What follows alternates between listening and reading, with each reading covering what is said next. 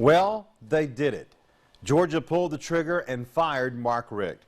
Now the debate can end. Yes, it's over. Those who are mad need to just get over it. You can argue all you want to, but it doesn't matter now. He is gone. And look, it needed to happen. There was no reason this man deserved a lifetime contract. He wasn't a justice on the Supreme Court. He was a good coach, but he wasn't great. He had a great first 5 years, but the last 10, not so good.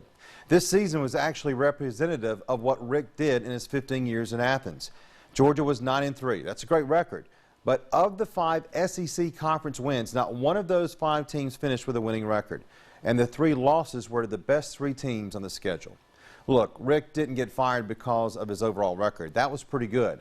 He got fired because he couldn't beat the teams a coach must defeat to keep his job. Yes, he's a good man, a fine man with an incredible integrity. But you don't pay someone $4 million for that. Not in today's climate of winning championships in college football. I actually got an email from someone last night that wrote he would no longer be a Georgia fan because they fired Mark Richt. Really?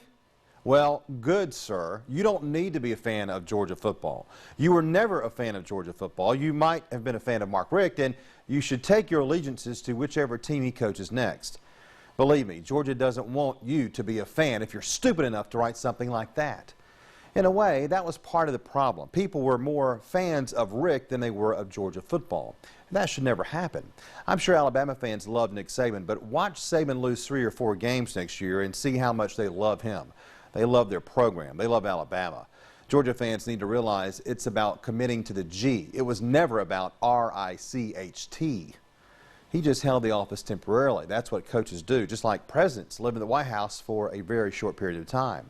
This coach was beloved and respected, and that's understandable. But he's not the only coach in America who's a good man.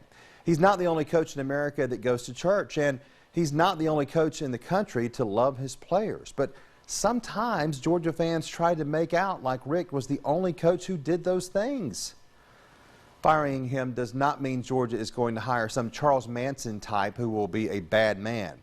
We might not know where they go to church, since that might not be our business anyway, but they will likely be a pretty good person if they get this job. And from everything I've heard, Kirby Smart is a good guy. He may not be as good of a man as Mark Richt is, but are we really going to get into judging coaches on that level?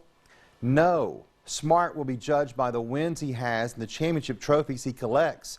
And if he doesn't do it well enough, they'll find someone else. But please give Kirby, or whoever else the next coach will be, a chance. You might still like Mark Richt, the man, better, but what if the next man in charge in Athens is actually a better coach? Well, something tells me that if that happens, everything will be just fine for the people who truly love Georgia football.